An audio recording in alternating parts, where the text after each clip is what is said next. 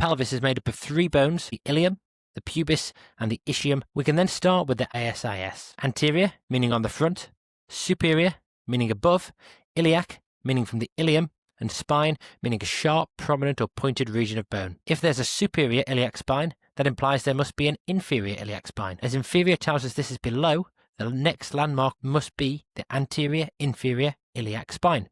If there's an anterior superior iliac spine, there must be a posterior one. We can find the posterior superior iliac spine, or PSIS, and underneath this, the posterior inferior iliac spine. Straight away, we can tick off 4 of the landmarks just by understanding the terminology. Fossa is a depression in the bone, meaning the iliac fossa is here. And if we know that a crest is a prominent ridge, we can see that this area here is the iliac crest, as it is the prominent ridge of the ilium, taking us up to 6 landmarks already. A foramen means an opening for large vessels and nerves to pass through. So the obturator foramen is this large hole here where the obturated nerve, artery, and veins pass. A ramus is a branch or bridge-like structure. And so we know that this must be the section of bone around the foramen on the ischial side. And the ischiopubic ramus will be the area that spans across both the ischium and the pubis. If we can also remember what superior and inferior mean, then the superior and inferior pubic rami can be easily identified too. We can therefore tick off another 5 landmarks here. A tubercle is a small, rounded area of bone.